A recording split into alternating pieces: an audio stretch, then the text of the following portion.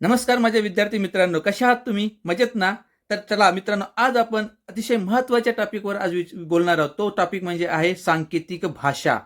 जो इयत्ता 4थी आणि इयत्ता 7वीच्या वर्गातील मुलांसाठी जे स्कॉलरशिपला बसले आहेत, त्यांच्यासाठी अतिशय महत्त्वाचा असा हा घटक आहे.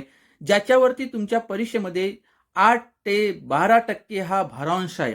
मित्रांनो, अतिशय महत्त्वाचा याच्यासाठी म्हणतो, की यावरती जे प्रश्न विचारले जातात ते तुमच्यासाठी अतिशय बोनस आहेत. बोनस म्हणजे तुम्हाला फक्त ते थोडी ट्रिक सहित समजून घ्यायचे आहे, की ह्याच्यावरचे जे विचारलेले प्रश्न कशा पद्धतीचे असतात. जर तुम्हाला समजलं ना, तर मी पूर्णपणे तुम्हाला पूर्ण गॅरंटी सहित सांगतो, 100% विश्वासाने सांगतो, की तुम्हाला हा घटक अवघड वाटणार नाही. अतिशय सोप्या पद्धतीने मी आज तुम्हाला हा समजावून सांगत आहे. चला तर मित्रांनो, आजच्या व्हिडिओला आपण सुरुवात करूया. चला तर मित्रांनो, आता व्हिडिओला सुरुवात करूया. मी सांगितल्याप्रमाणे आताच तुम्हाला सांगितलं आहे, की सांकेतिक भाषा जे आहे, ह्या सांकेतिक भाषाचे 3 प्रकार येतात. 3 प्रकार म्हणजे शब्द, संख्या आणि चिन्हे यांचा परस्पर संबंध. याच्यावर तुम्हाला जे फारच सांगितलं मी आताच तुम्हाला, की 8% म्हणजे 4 प्रश्न याच्यावरती विचारले जाणार आहेत. आता संख्या, शब्द, संख्या, चिन्हे यांचा परस्पर संबंध काय आहे हे समजून घेऊ. तर शब्द म्हणजे काय? तर शब्दापासून शब्द म्हणजे याच्यावरती अक्षर, म्हणजेच शब्दासाठी शब्द दिले असणार किंवा अक्षर दिले असणार. शब्दासाठी जे आहे, शब्दासाठी संख्या किंवा अंक दिलेले असणार कोणते पण. आणि नंतर आहे शब्दासाठी चिन्ह दिले असणार. बरोबर आहे? शब्दासाठी चिन्हे.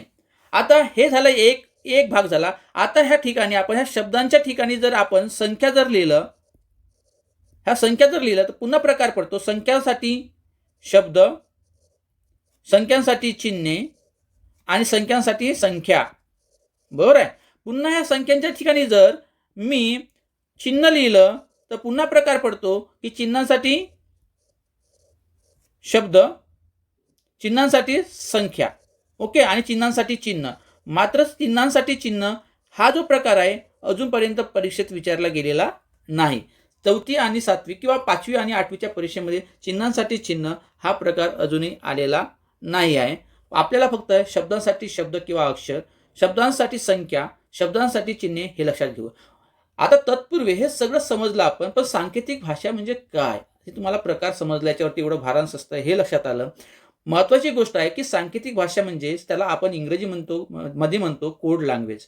आता ही कोड लँग्वेज काय असते बघा. प्रत्येकाला जर एकमेकाशी, म्हणजे माणूस झाला की जनावर झाला, कोणते प्राणी झालं, जर त्यांना एकमेकाशी जर संवाद साधायचा असेल तर भाषेचा महत्व आहे आणि भाषा ही अतिशय महत्वाची आहे. आता ही जी आपल्याला एकमेकांना जी भाषा समजते ते इतरांना पण समजते, पण दोघांमधला जो संबंध, जो संवाद आहे, जर तो गुप्त जर ठेवायचा असेल तर तिथं तुम्हाला मात्र सांकेतिक भाषेचा वापर करावा लागतो. म्हणजे दोघांव्यतिरिक्त, जसं मी आणि एखादी माझा मित्र, जर दोघं आम्ही संवाद साधत असू, हे दोघांचा संवाद जर मला त्याच्याच जवळ असणारा जो तिसरा व्यक्ती आहे किंवा थर्ड पर्सन आहे, जर त्याला समजू नये असं जेव्हा मला वाटत असेल, त्यावेळेस मी कोड लँग्वेज वापरेन. ह्याच कोड लँग्वेजचा इथे वापर केलेला आहे.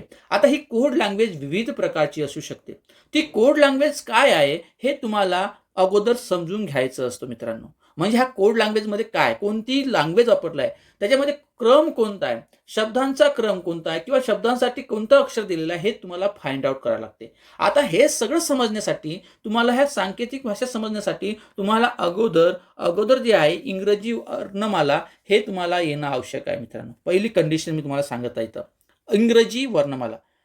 ह्या इंग्रजी वर्णमालामध्ये तुम्हाला झेडपर्यंत येतोच, परंतु हा जो क्रम आहे हा एम पर्यंत, एम पासून पुन्हा उलट्या प्रकारे तुम्हाला लिहिता येणं आवश्यक आहे.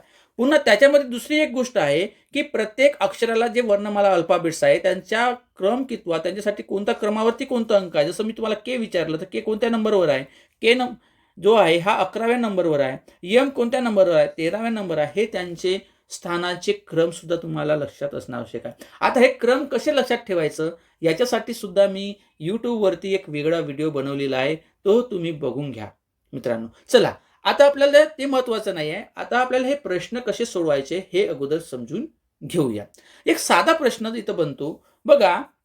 एक प्रश्न असा बनतो, की जर ए साठी झेड आहे, एफ साठी यू आहे. मी काय म्हटलं, इकडे लक्ष द्या. ए साठी झेड आहे, एफ साठी यू आहे, जे साठी क्यू आहे, तर ओ साठी काय? ओ साठी काय? तर ओ साठी हा यल असेल मित्रांनो. ओ साठी काय असेल? यल असेल. हीच इथं सांकेतिक भाषा आहे. चला, अशा प्रकारचा एखादी प्रश्न आहे का? ते प्रश्न बघून घेऊया. म्हणजे तुम्हाला चांगल्या प्रकारे हे समजून घेईल. आहे ना? बघा, एक प्रश्न बघू जे परीक्षेत आलेला आहे ते समजते का तुम्हाला? म्हणजे सोप्याकडून आपण कठीणाकडे किंवा जे आपल्याला समजते त्याच्याकडून आपण अमूर्त गोष्टीकडे वळूया. आता बघा, इथं एक प्रश्न विचारलेला बघा. एका एका सांकेतिक भाषेत ए ला सी म्हटलंय, बी ला डी म्हटलंय, सी ला ई म्हटलंय, असे क्रमाने म्हणत गेल्यास पी ला म्हणजे कोणाला पी म्हणावे? कोणाला पी म्हणावे असं म्हटलंय. पी कोणाला म्हणावे? म्हणजे पी गेल्यास कोणाला पी म्हणावे? कोणाला पी म्हणावे हे विचारलंय मित्रांनो. बघा, पीला काय म्हणावे असं नाही विचारलंय. प्रश्नामध्ये गोंधळ होऊ नका. पीला काय म्हणावे असं नाही, कोणाला पी म्हटलं गेलं पाहिजे, आहे की नाही, हे इथं प्रश्न विचारलेला आहे. आता तुम्हाला मी म्हटलं आहे की इथं बघा, ही वर्णमाला तुम्हाला इथं उपयोगी पडणार आहे. कोणती वर्णमाला? जी बघा आता मी तुम्हाला सांगितलेलं आहे, ही जी वर्णमाला आहे इथं काय म्हटलं आहे ह्या वर्णमालेमध्ये? ए ला सी म्हटलं आहे, बरोबर आहे.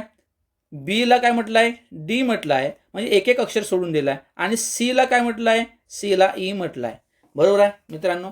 म्हणजेच ए नंतर बी सुटलेला आहे आणि बी सोडून ए ला सी म्हटलं आहे. त्याच पद्धतीने बी ला सुद्धा बी नंतर सी येते, पण सी नाही म्हटलं आहे. बी ला काय म्हटलं आहे? डी म्हटलं आहे, म्हणजे इथला एक अक्षर सुटला आहे. तसंच सी ला सुद्धा डी न म्हणता ई म्हटलं आहे, म्हणजे एक अक्षर सुटला आहे.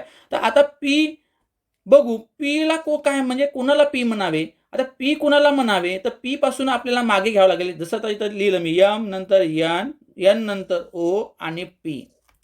आता बघा, पी ला म्हणजे पी पाठीमागून आला. जसं कुणाला डी म्हटलाय? डी कुणाला म्हटलाय? बी ला म्हटलाय. ई कुणाला म्हटलाय? सी ला म्हटलाय. तसंच पी कुणाला म्हटलं जाईल? पाठीमागून येईल. कारण की यनच्या एक अक्षर सोडल्यानंतर पी येतो, बरोबर आहे. यन ओ सुटलं, यन ला पी म्हटलाय, म्हणजे कुणाला पी म्हटलाय? कुणाला पी म्हटलाय? यन ला पी म्हटलाय. कुणाला पी म्हटलाय? यन ला पी म्हटलाय. म्हणजेच इथं जो उत्तर येणार आहे आपलं, इथं यन येणार आहे, म्हणजे पर्याय क्रमांक 1 हे आपलं उत्तर असणार आहे मित्रांनो. हा प्रश्न 8वीच्या परीक्षेमध्ये 2017ला विचारला. सरळ विचारलं नाही तर कन्फ्यूज होण्याचं म्हणजे बरेच मुलं इथं फसतात.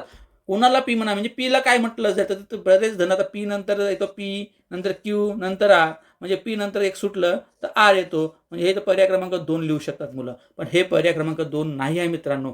काय कोणाला पी म्हणावे असं आहे, पीला काय म्हणावे असा प्रश्न नाही आहे मित्रांनो. हे समजून घ्या. हे बारकावे तुम्हाला लक्षात आलं पाहिजे. तसंच आपण एक दुसरा प्रश्न बघूया. बघा, इथं एक दुसरा प्रश्न बघूया, खाली दिलेला आहे. हे पुसून घेऊ, थोडं क्लीन केलं म्हणजे लगेच थोडा तुम्हाला समजण्यास सोपी होईल. आता काय म्हटलंय हा प्रश्न नीट समजा. एका सांकेतिक भाषेत आर्मी हा शब्द AUOZ, आता लिहून घेऊ आपण आर्मी, ARMY हा शब्द EUOZ असं लिहिला. त्याच भाषेत तुम्हाला FUND हा शब्द कसा लिहाल हे आपल्याला फाइंड आउट करायचं आहे. आता ए साठी काय आहे? इथं जी दिली आहे कोड लँग्वेज बघा. ए साठी ई आहे, म्हणजे ए चा नंबर एक आहे मित्रांनो, इथं 5 आहे, म्हणजे कितीने पुढे आहे? +4 ने. आर साठी यू आहे, आर चा नंबर 18 आहे आणि यू चा नंबर जो आहे हा 21 आहे. आता बघा पुढे तुम्ही आर नंतर किती पुढे? 1 2 3, म्हणजे +3 ने आहे. एम नंतर ओ आहे, म्हणजे इथं बघा एम 2चा फरक आहे, 1 2 म्हणजे +2 आहे आणि +1 आहे. बघा म्हणजे काय होत आहे? एक एक नंबराचा जो गॅप आहे तो कमी कमी होत चाललेला आहे. तशाच पद्धतीनं आपल्याला इथं फाइंड आउट करायचा, म्हणजे एफच्या समोरचा अंक 4 नंबरचा घेणार आपण. एफ जो हा आहे 6 नंबरचा, 6 आणि 4 10, 10 नंबरचा लेटर काय आहे? जे आहे, म्हणजे इथं पहिला जे येईल, नंतर +3 होईल. 4 नंतर जसं इथं 3 दिलेला आहे 3. यू नंतर समोरचा बघा, यूच्या नंबरचा 3 नंबर, म्हणजे 3 अक्षर समोर कोणता? 22 23 24 ला काय येईल? एक्स येईल, म्हणजे जे एक्स म्हटल्याबरोबर हा एक पर्याय कटतो आणि हा पण एक पर्याय कटतो. 2 पर्यायात आपल्याजवळ उरतात. लगेच एलिमिनेट करत जायचं मित्रांनो. जे पर्याय इथं बसत नाही त्यांना बाजूला सारायचं, म्हणजे आपण प्रश्न जो विचारला आहे त्याच्या उत्तराच्या एकदम जवळ पोहोचतो मित्रांनो. अशी जी आपण जर ही पद्धत एलिमिनेट पद्धत जर वापरली तर आपण एकदम त्याच्या उत्तराच्या नजदीक म्हणजे एकदम जवळ पोहोचून जातो. आता बघा समोर बघा एन बघा इथं 2 अक्षर पाहिजे. एन नंतरचे 2 अक्षर समोर घेऊ आपण. एन नंतर 15, 16 काय येईल? पी येईल. मग JXP कोणता आहे? JXP पर्याय क्रमांक 2. पूर्ण सोडण्याची तर गरज पडली नाही मित्रांनो. आपलं टाइम बचत पण आपल्याला इथं करायचं आहे. पण जर समजून घ्यायचं असेल तर आपण हे असं सोडू शकतो. डी नंतर एक अक्षर समोरचं म्हणजे काय येईल? ई येईल. बघा पूर्ण JXPE आलेलं आहे उत्तर. समजलं मित्रांनो? जर समजलं असेल तर अशा प्रकारच्या प्रश्नाचा तुम्ही आणखी सराव करा आणि तुमचे काही क्वेश्चन्स असतील तर मला सांगा. चला पुढचा एक प्रश्न घेऊया आपण. हा एक प्रश्न आहे अशाच प्रकारे, म्हणजे हा आपण घेतलाय शब्दांवर शब्द. कोणत्या प्रकारातला आहे? शब्दांसाठी शब्द. आता इथं विचारलेला आहे बघा ABOVE अबोव. अबोव हा शब्द कसा लिहिला आहे? ZYLEV अशा पद्धतीने लिहिला आहे. त्याच भाषेत RIGHT हा शब्द कसा लिहाल असा इथं प्रश्न विचारला आहे. पुन्हा आपण जर संख्यामालेकडे आलो तर तुम्हाला एक लक्षात येईल.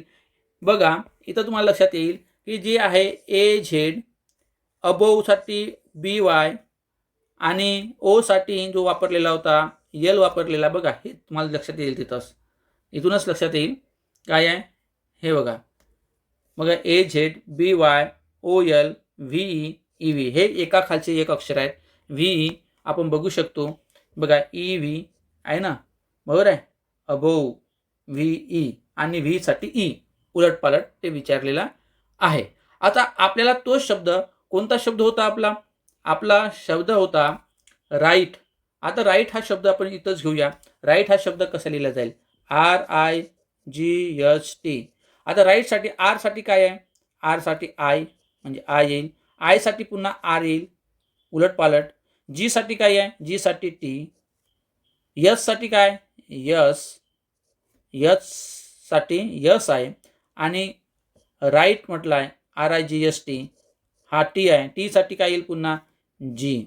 आता बघा IRTSG RIRTSG IRTSG हा बघा पर्याय क्रमांक 4 आहे मित्रांनो. हेच आपलं उत्तर आहे. तर हा जो पहिला प्रकार झाला, हा जो प्रकार आहे तुम्हाला निश्चितच समजला असेल. अशा प्रकारच्या तुम्ही प्रश्नांचा सराव पुन्हा करू शकता. चला आता हे फक्त आपण इंग्रजी वर्णमाला बघितलं. जर असे जर प्रश्न मराठी जर वर्णमालेवरती आले तर कसं सोडवायचं? तर ही तर आहे मराठी वर्णमाला. बघा हे मराठी वर्णमाला इथं दिलेली आहे. ह्या मराठी वर्णमालेचा सुद्धा वापर करून आपण सोडवू शकतो. आता हे तुम्हाला माहीत पाहिजे. जसं इथं एक प्रश्न बनतो कसा? जर क साठी च वापरला असेल, ख साठी छ वापरला असेल, ग साठी ज वापरला असेल तर घ साठी कोणतं अक्षर वापरावे किंवा घला काय म्हणावं? घला झ म्हणावं कारण की घच्या खाली झ आहे. बरोबर आहे. असा पण प्रश्न बनवू शकतो. जर प साठी फ म्हटले, ब साठी भ म्हटले, ल साठी व म्हटले तर च साठी काय म्हणाल? तर च साठी छ म्हणणार. बघा समोरचे अक्षर घेतलं. प साठी फ म्हटलं, ब साठी भ म्हटलं, व साठी श म्हटलं तर च साठी छ म्हणू आपण. असा पण प्रश्न बनतो आपल्याला इथं समोरचं अक्षर. किंवा याच्यामध्ये असा पण प्रश्न बनू शकतं 3 अक्षर सोडून 4 अक्षर सोडून. त्याच्यासाठी तुम्हाला ही मराठीची वर्णमाला आहे. ही मराठी वर्णमाला तुम्हाला अतिशय चांगल्या पद्धतीनं पाठ असणं आवश्यक आहे मित्रांनो. तरच तुम्ही पेपरमध्ये प्रश्न चांगल्या पद्धतीने सोडवू शकता. चला एक प्रश्न घेऊया आणि व्हिडिओ इथं जो पहिला भाग आहे तो इथं थांबवूया. बघा काय म्हटलंय? एका सांकेतिक भाषेत गदर काय म्हटलंय?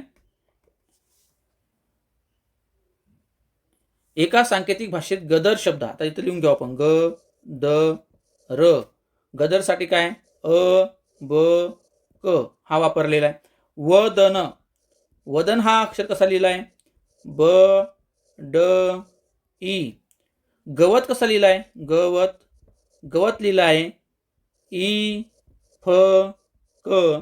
आणि इथं तुम्हाला विचारला या भाषेत तगर हा शब्द कसा लिहाल? तगर. तगर हा शब्द तुम्हाला इथं लिहायचा आहे मित्रांनो. कोणता शब्द लिहायचा आहे? तगर. मग हा तगर शब्द कसा लिहिणार तुम्ही? आता हे समजून घ्या की आपल्याला जे शब्द विचारले आहेत ते जे अक्षर मधला जे शब्दामध्ये जे अक्षर आहेत ते अगोदर आपण फाइंड आउट करू.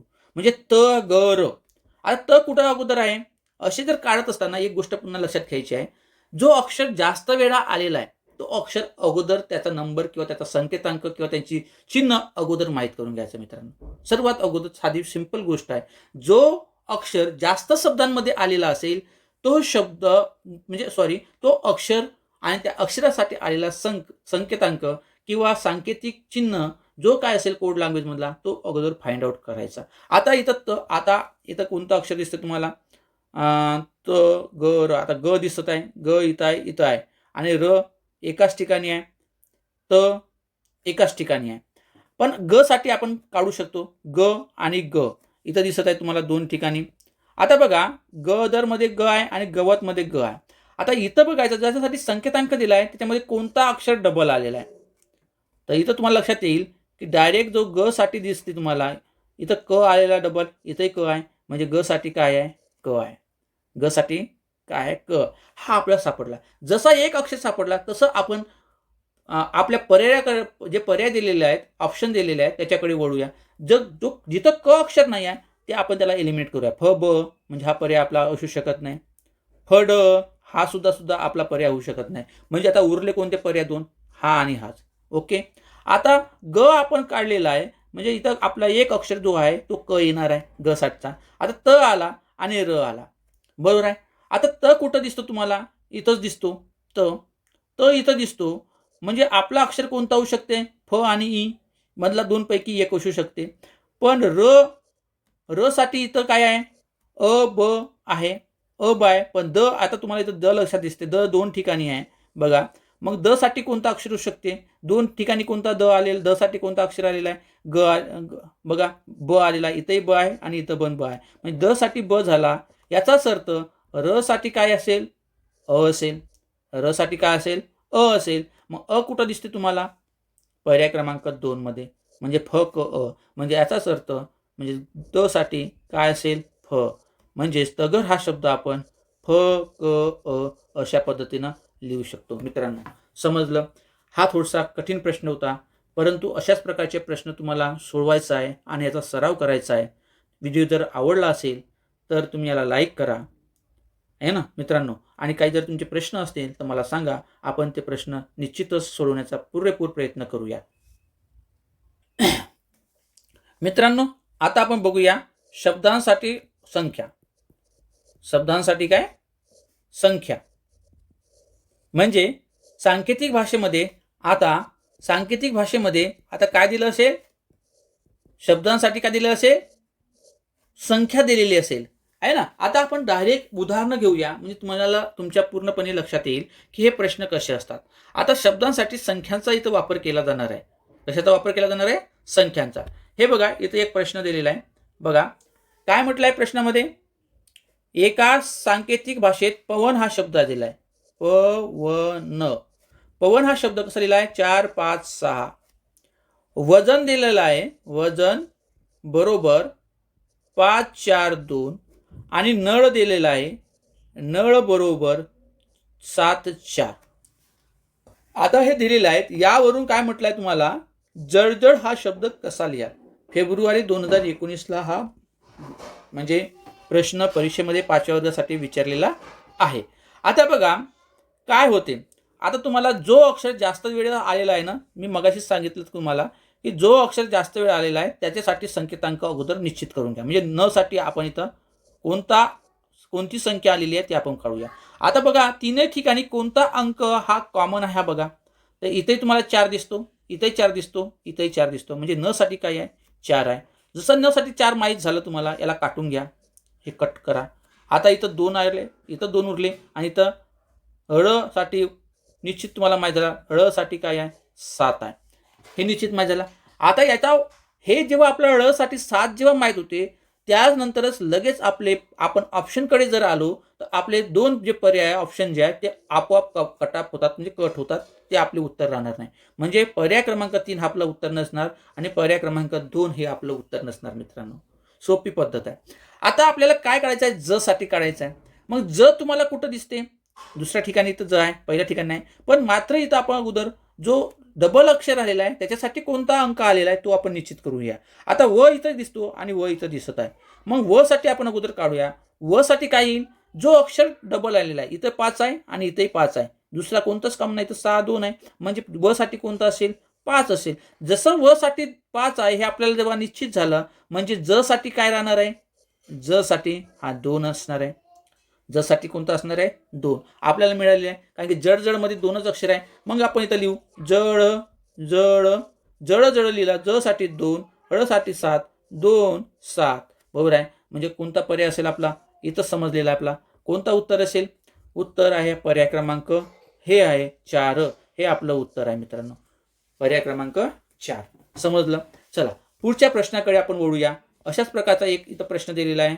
हा विचारलेला आहे 2017ला 8वीच्या परीक्षेत विचारलेला आहे. आता 8वीचं घेऊ आपण. काय म्हटलं? एका सांकेतिक भाषेत कसर, आता हे शोधून काढूया आपण. क स र कसरसाठी काय 407, कसरसाठी 407. रजकसाठी तसंच शोधू आपण. रजकसाठी काय 420 आणि सदरसाठी काय आहे सदर, सदरसाठी आहे 467, 467 दिलेला आहे. आता बघा काय होते, लक्ष द्या. आता कोणता अक्षर तिन्ही ठिकाणी आलेला आहे ते बघा अगोदर. मी सांगितलं तुम्हाला की जो अक्षर जास्त वेळा आला असेल त्याच्यासाठी जो संख्या दिलेली असेल किंवा चिन्ह दिले असेल तो चिन्ह अगोदर आपल्याला फाइंड आउट करायला लागेल. तर इथं तुम्हाला र दिसतो, इथंही र आहे आणि इथंही र आहे, बरोबर आहे मित्रांनो. आता र साठी कोणता अक्षर आलेला आहे, सॉरी संख्या आलेला किंवा अंक आला तो बघू. तर तिन्ही ठिकाणी कोणता अंक दिसतो तुम्हाला 4 दिसतो, इथे 4 आहे, इथे 4 आहे. म्हणजे निश्चितच र साठी जो आलेला आहे तो काय आहे र साठी 4 आहे. र साठी काय आहे 4 आहे. आता कटल्यानंतर तुम्हाला पुन्हा कोणता अक्षर जास्त शब्दामध्ये आले तर क आहे. क इथं पण आहे, क इथं पण आहे. मग क 2 ठिकाणी आहे. निश्चितच त्यासाठी जो सांकेतांक दिला असेल, जो अंक दिला असेल तो डबल असेल. तर इथं बघा इथे 0 आहे, इथे 0 आहे.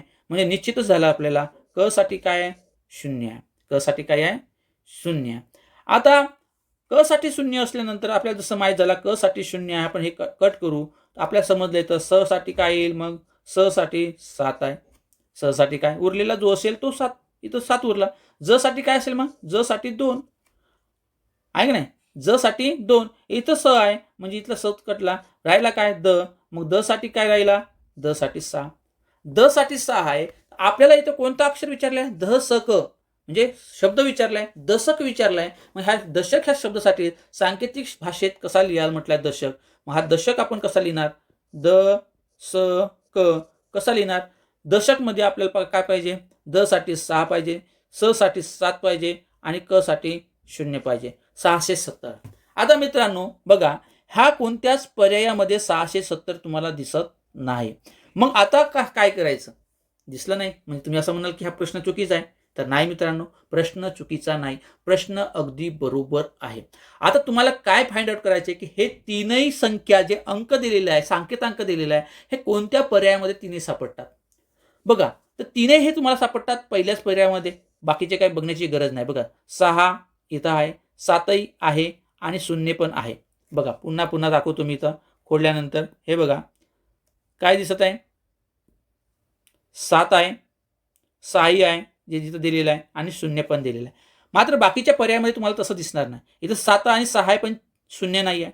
इथं 6 आणि 0 आहे पण 7 नाही आहे. इथं 0 आणि 7 आहे पण 6 नाही आहे. बरोबर आहे मित्रांनो. अशाच प्रकारे हे प्रश्न असतात. तो क्रम जर निश्चित म्हणजे त्या क्रमाने जरी अंक नसतील आले तरी कोणत्याही क्रमाने काही येईना, जर ते आलेले असतील तर तो आपला पर्याय समजायचा मित्रांनो. आता बघा इथं प्रश्न विचारलेला दुसरा प्रश्न बघू. 4 आणि 0 या अंकांपासून तयार होणाऱ्या अर्थपूर्ण शब्दाचा अर्थ पर्यायातून निवडा. 2 पर्याय अचूक पर्याय निवडा. आता हे स्कॉलरशिपच्या परीक्षेमध्ये 2 पर्याय निवडायचे असतात.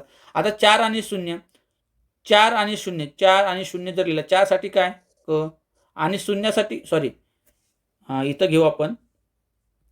बघा 4 साठी आहे 0 नाही, 4 आणि 0 साठी विचारलाय. तर 4 साठी काय दिलेला आहे, र दिलेला आहे. 4 साठी काय आहे हे बघा, 4 साठी र आहे आणि 0 साठी काय आहे क आहे. तर र क हा शब्द होत नाही, पण याला जर उलट केलं, अर्थपूर्ण शब्द तयार करायचा म्हटलं तर आपण याला करू शकतो कर. अर्थपूर्ण शब्द काय झाला, कर झाला. मग कर म्हणजे काय, कर म्हणजे हात होते त्याला आपण हस्त म्हणूया आणि कर म्हणजे किरण होते. काय म्हणू त्याला, किरण आहे ना. कर म्हणजे किरण. मग किरण हा एक पर्याय आपला बरोबर आहे आणि हस्त हा एक पर्याय आपला बरोबर आहे. पर्याय 1 आणि पर्याय 3. अशा प्रकारे मित्रांनो हे प्रश्न असतात. चला पुढचं प्रश्न एखादी बघूया आपण. अशा पद्धतीचा आहे का? नाही. आता हे संख्याला संख्या दिलेला आहे. बघू पुन्हा काय आहे का इथे? हा एक प्रश्न दिलेला आहे मित्रांनो बघा. काय दिलेला आहे? एका सांकेतिक भाषेत मदन लिहिलेला आहे 417. सदनसाठी लिहिलेला आहे 197. वमनसाठी दिलेला आहे 341 असे लिहितात. तर वसन हा शब्द विचारलेला आहे. कोणता शब्द? वसन. याच्यासाठी कोणता संकेतांक येईल हे आपल्याला इथं सांगायचं आहे. आता बघूया मदन, सदन आणि वमन. तर प्रत्येक ठिकाणी जो आलेला असेल तो अक्षर तुम्हाला सांगितला आहे. त्यासाठी आपण संख्या कोणता आलेला आहे, कोणता अंक आलेला आहे ते अगोदर फाइंड आउट करूया. तर न इथं आहे, इथंही न आहे, इथंही नाही. म्हणजे तिन्ही ठिकाणी असं कोणता अंक दिसतोय तुम्हाला? 1 दिसतो. इथं 1 आहे, इथं 1 आहे आणि इथं पण 1 आहे. म्हणजे काय? न साठी काय निश्चित झालं आपला? न साठी इथं लिहून घेऊ आपण. न साठी 1. न साठी काय? 1. आता नंतर दुसरा अक्षर आहे द. बघा इथे द आहे आणि इथे द आहे. तर दोन्ही ठिकाणी कोणता अंक आहे? 7 आहे. इथे 7 आहे. म्हणजे द साठी कोणता झालेला आहे? 7. लगेच माहीत झाल्यानंतर लगेच याला कट करून टाकायचं. म्हणजे आपल्याला उरलेल्या संख्यासाठी, अक्षरासाठी आपल्याला तो संकेतांक काय विचारलेला ते लिहिता येतो. आता इथं म आहे. म उरला. म्हणजे म साठी काय असेल? 4 असेल. मग म साठी जर 4 असेल तर इथं सुद्धा म आला. मग इथंही सुद्धा 4 आहे. म साठी 4 झाला. मग आता 4 कटला, 1 कटला. मग व साठी काय होईल? व साठी 3 होईल. स साठी काय होईल? स साठी 9 होईल. आणि व साठी 3 झाला. स साठी 9 झाला. झाले बाकीचे. बरोबर आहे. आता वसन लिहायचं आहे. वसन लिहिताना म्हणजे व साठी काय आहे? 3. स साठी काय आहे? 9. आणि न साठी काय आहे? 1 आहे. म्हणजे 391 पाहिजे. कुठं आहे पर्याय? बघा पर्याय क्रमांक 2 आहे. मित्रांनो किती इझी आहे.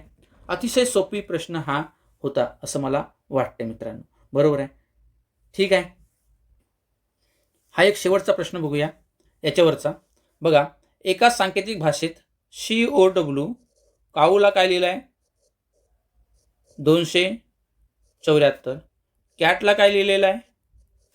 684. आणि WET वेटला काय आहे? 825. बरोबर आहे. तर त्याच भाषेत GOAT गोट हा कसं लिहायचं हे आपल्याला निश्चित करायचं आहे. आता तिथं आपण काढू प्रत्येक अक्षरासाठी. पहिले सी साठी काढू. कारण की सी कुठल्या ठिकाणी आहे? 2 ठिकाणी आहे. जास्तीत जास्त 2च ठिकाणी आहे प्रत्येक अक्षर. काही अक्षर बघू. आता सी साठी 2 आहे. आता इथंच 2 अक्षर कोणते आहे, अंक कोणते आहे ते काढूया. तर इथं 4 आहे, इथं पण 4 आहे. म्हणजे सी साठी काय होईल? 4 होईल. कट करा. काटलं. सी साठी 4 झाला. इथे बघा आता खाली टी. इथे पण टी आहे आणि इथे पण टी आहे. मग ह्या दोघांमध्ये काय कॉमन आहे? तर ह्या दोघांमध्ये तुम्हाला दिसते 8 कॉमन आहे ह्या टी साठी. मग ह्या टी साठी काय आला? 8 आला. टी साठी 8 आल्याबरोबर इथं काय उरला? ए उरला. मग ए साठी काय होईल? ए साठी 6. बरोबर आहे. आता ए साठी 6 झाला. बरोबर आहे. आता इथं बघू डब्ल्यू दिसतो. पुन्हा इथं डब्ल्यू आहे. बरोबर आहे. इथे डब्ल्यू आणि इथे डब्ल्यू. म्हणजे इथं कोणता अक्षर तो कॉमन आहे? सॉरी अंक कॉमन आहे? तर 2 आहे. इथे पण 2 आहे, इथे पण 2 आहे. म्हणजे याचाच अर्थ डब्ल्यू साठी काय आहे? 2 आहे. डब्ल्यू साठी 2 गेल्याबरोबर इथे ओ साठी काय उरला? ओ साठी 7 आणि ई साठी काय उरला? ई साठी उरला 5. यावरून आपल्याला हे गोट साठी लिहिता येईल. जी साठी काय होता? जी साठी काहीच नाही दिलेलं आहे. परंतु बाकीचे तर दिलं आहे. बरोबर आहे. काय दिलं आहे? ओ साठी काय आहे? ओ साठी 7. ठीक आहे. ए साठी काय आहे? 6 आणि टी साठी काय आहे? 8 आहे. मग 786 हे कुठे कुठे आहे? इथे आहे का 786? नाही. म्हणजे हा पर्याय चौथा पर्याय कटला. 786 इथे आहे. 786 इथं आहे. 786 इथं पण आहे. बरोबर आहे मित्रांनो. परंतु बघा इथे सी साठी 4 दिलेला आहे. मग 4 जिथं असेल तो पण आपला पर्याय असू शकणार नाही. इथं 4 आहे म्हणजे हा पर्याय असणार नाही आपला. बरोबर आहे. तो पर्याय असणार नाही ना आपला. आहे की नाही? तो पर्याय नसणार आपला. 786 पाहिजे. 786 गोटसाठी असं कुठं आहे? कटलेला आहे. इथं 5 आहे, ईसाठी 5 आहे, हे इथं दिलं आहे, हाही पर्याय कटला. म्हणजे आपलं उत्तर कोणतं असेल? दुसरा पर्याय 7186, म्हणजे जीसाठी 1 असू शकतो, जो इथं दिलेला नाही आहे मित्रांनो. अशा पद्धतीने हे आपले जे शब्दांसाठी संख्या या घटकावरती आपण हे प्रश्न बघितलेले आहेत. आता बघूया आपण तिसरा प्रकार संख्यांसाठी संख्या.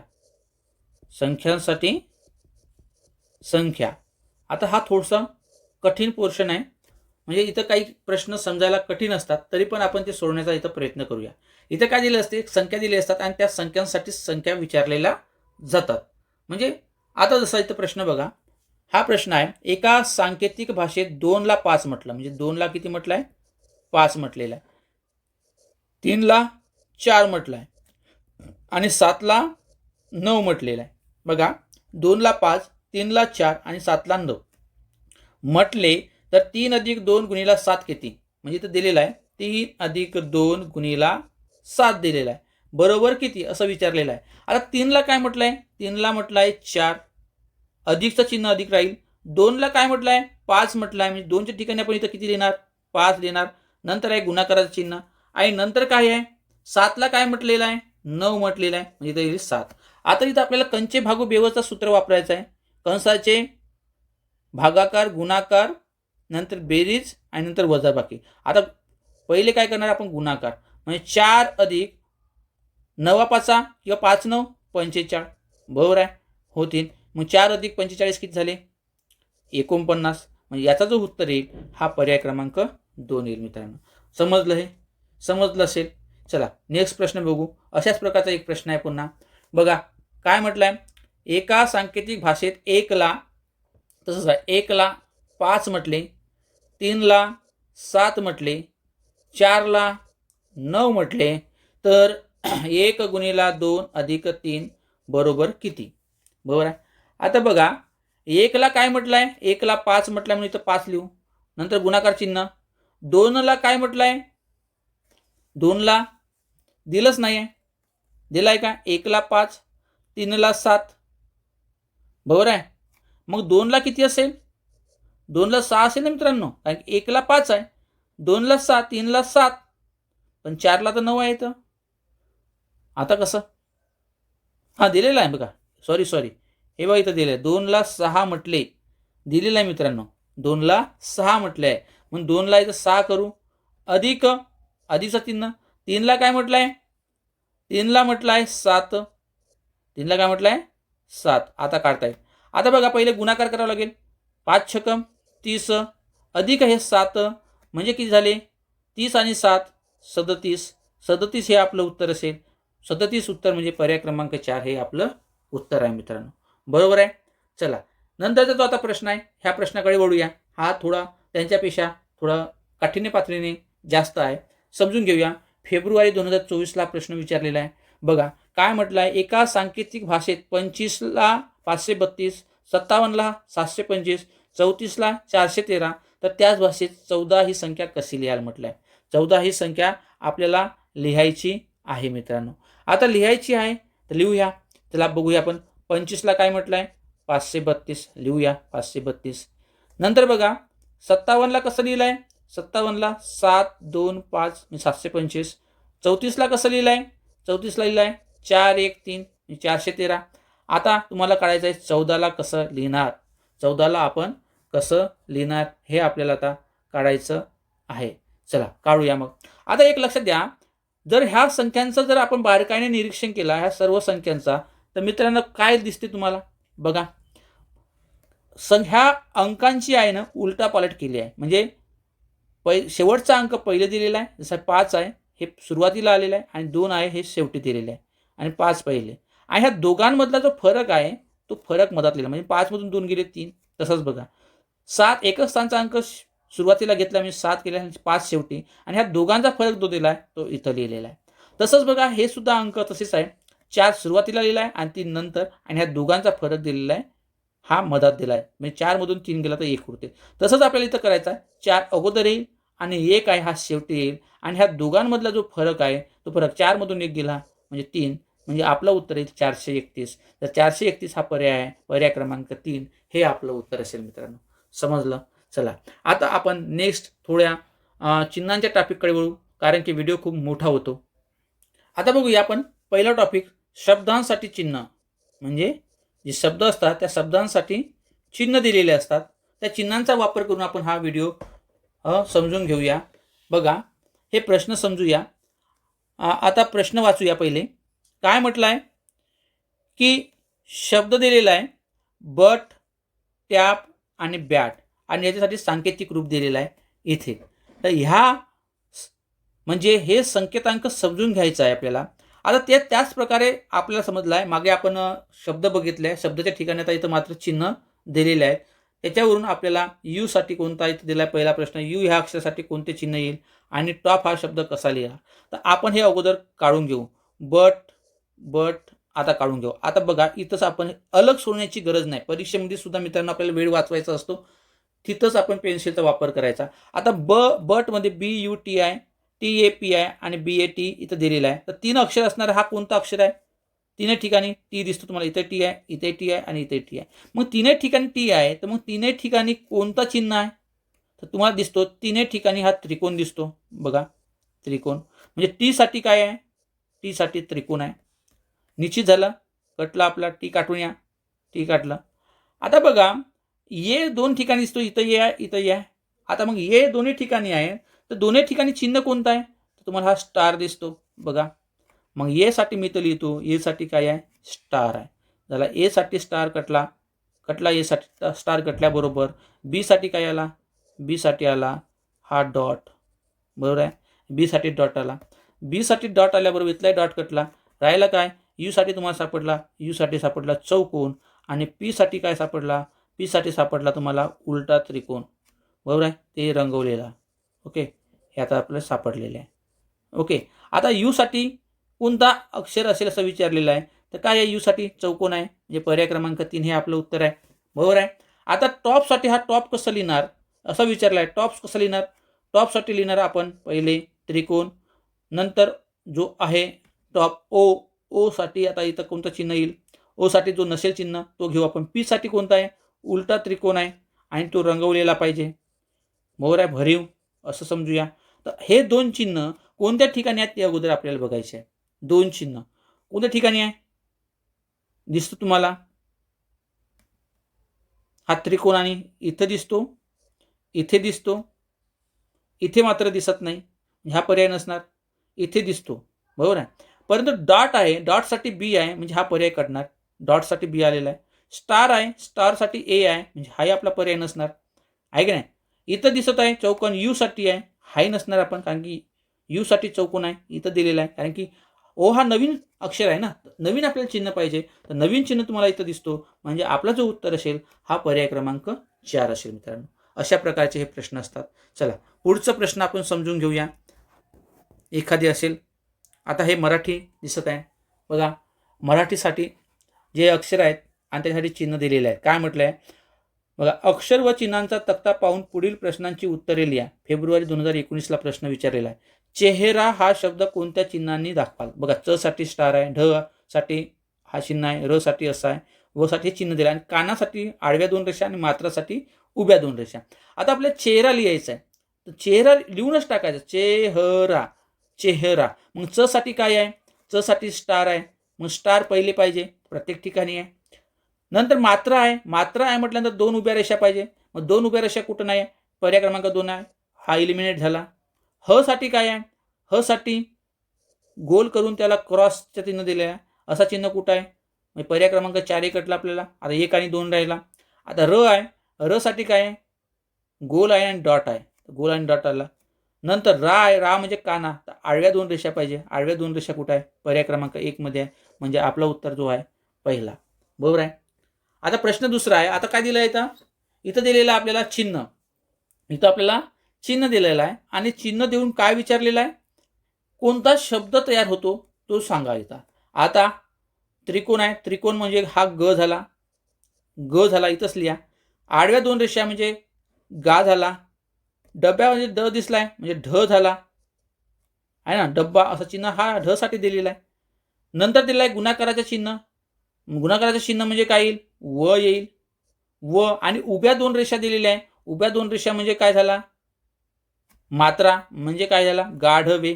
म्हणजे गाढवे म्हणजे कोणता? पर्याय क्रमांक 3 हे आपला उत्तर असेल मित्रांनो. समजलं असेल तुम्हाला. निश्चितच मला वाटतंय की हे अशा प्रकारचे प्रश्न तुम्हाला समजले आहेत. पुढचा एक प्रश्न बघूया. एका सांकेतिक भाषेत आता अक्षरासाठीच आहे हे दिलेलं आहे. सणसाठी अशा प्रकारे, गणसाठी आता मगाशी आपण मराठी बघितलं, आता अल्फाबेट्स पाहू. इंग्रजी. पेनसाठी हे दिलं आहे. त्याच भाषेत पुणे कसा लिहाल असं विचारलेलं आहे. आता पुणेसाठी मग आता इथं फाइंड आउट करायचं आपल्याला. यससाठी काय असेल ते काढायचं. आपण एनसाठी काढू. आपण एन हा तीनही ठिकाणी आहे. एन इथं आहे. तीनही ठिकाणी कोणता आहे? तुम्हाला त्रिकोण दिसतो. हा त्रिकोण एनसाठी झाला. एनसाठी त्रिकोण झाला. याला काटून टाका. त्रिकोण कटला. इथला त्रिकोण कटला. यू दोन ठिकाणी आहे. इथं आहे, इथंही आहे.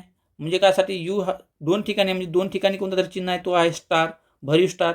यू साठी झाला हा भरीव स्टार झाला. Okay okay. यू कटला, यू कटला, कटला यू. म्हणजे यससाठी काय आला?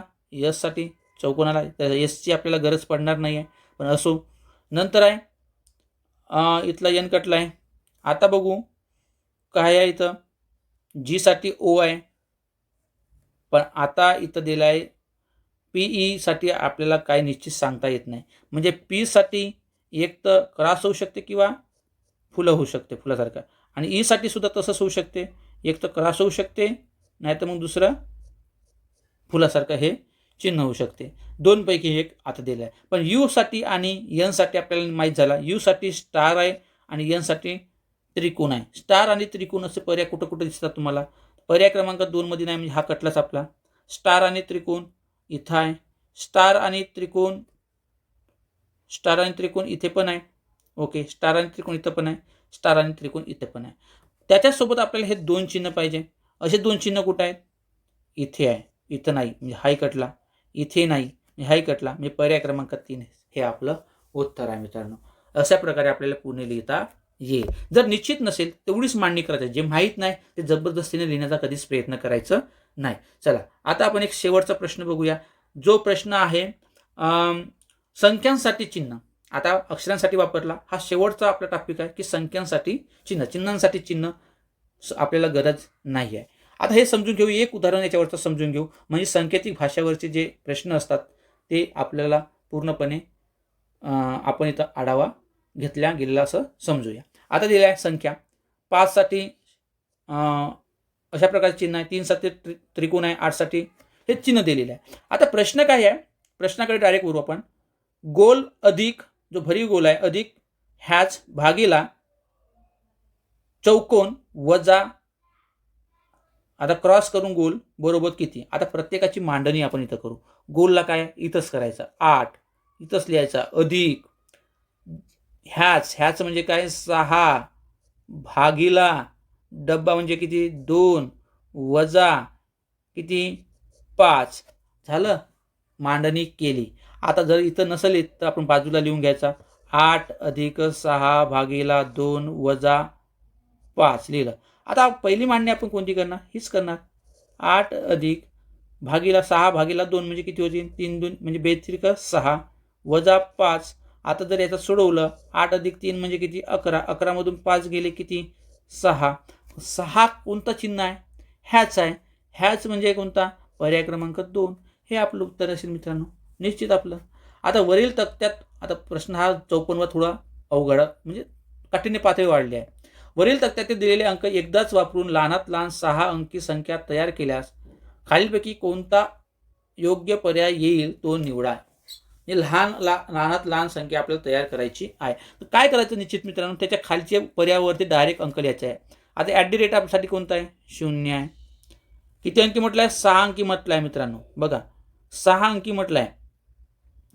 6 अंकी तर पहिलंच ह्याच आला, ह्याचसाठी 0 आला, इथं 2 आला, म्हणजे हे कटलं. 0 आला म्हणजे 5 अंकी संख्या होईल. इकडे जाऊच नाही, आपण काढूच नाही. चला इथे काढू. 2 0 त्रिकोणासाठी 3, इथे 5, ह्याच काय 6 आणि इथे 8. चला इथे 2 पुन्हा 2 0 त्रिकोणासाठी काय आहे? 3 आहे. गोल आणि क्रॉससाठी काय आहे? 5 आहे. डॉटसाठी 8 आहे आणि हॅशसाठी काय 6 आहे. लहानात लहान संख्या बघायची आपल्याला. इथे पुन्हा 2 0 3 ह्यासाठी म्हणजे 6, इथं 5 येईल आणि डॉटसाठी 8 येईल. बरोबर आहे मित्रांनो. आता हे आपण 3 संख्या काढला. पहिला पर्याय तर आपला येणार नाही, कारण की ती 5 अंकी संख्या तयार होईल. 6 अंकी पाहिजे आहे. शून्य आला म्हणजे ते कटली. जरी शून्य अगोदरला म्हणजे ती संख्या 5 अंकीत झालेली आहे, कारण की इथपासून मोजणार 1, 2, 3, 4, 5. ओके, तो आपला पर्याय येणार नाही. मित्रांनो हे समजून घ्या, कन्फ्यूज होऊ नका इथं. आता बघा ही 6 अंकी संख्या तयार झालेली आहे. आता बघा प्रत्येक ठिकाणी 2 आहे. एकक, दशक, शतक, हजार, 10,000, लक्ष. बरोबर आहे. 2 लक्ष, 3,000. प्रत्येक ठिकाणी 2 लक्ष 3,000 झालेलीच आहे. पण इथला जो अंक आहे, इथे 5 आहे, इथं 5 आहे, 6 आहे, ह्या मोठा आहे म्हणजे ही संख्या कटली. आता हे काय 86 आहे, तर 68 आहे म्हणजे ही संख्या लहान झाली. म्हणजे पर्याय क्रमांक 3 हे आपलं उत्तर असेल मित्रांनो. समजलं. अशा प्रकारचे आपण हे प्रश्न बघितलेले आहेत. मित्रांनो जर हा व्हिडिओ तुम्हाला आवडला असेल, समजलं असेल हे सांकेतिक भाषेवरचे प्रश्न, तर मित्रांनो नक्कीच ह्या व्हिडिओला तुम्ही लाईक करा. काही तुमच्या अडचण असतील, काही तुमच्या समस्या असतील, तर तुम्ही इथं कॉमेंट्स करा. त्या समस्या मी सोडवण्याचा पूर्णपणे प्रयत्न करेन मित्रांनो. आणि जर तुमचे कोणी मित्र ह्या शिष्यवृत्ती परीक्षेची तयारी करत असेल, कोणत्या इतर एक्झामची तयारी करत असेल, तर त्यांनासुद्धा सांगा हा व्हिडिओ बघण्यासाठी आणि समजून घ्या, त्यालासुद्धा फायदा होईल. आणि ह्या चॅनलवर जर तुम्ही नवीन असाल, तर ह्या चॅनलला तुम्ही सबस्क्राईब करा आणि तुमच्या मित्रांपर्यंत सुद्धा शेअर करा. थँक्यू.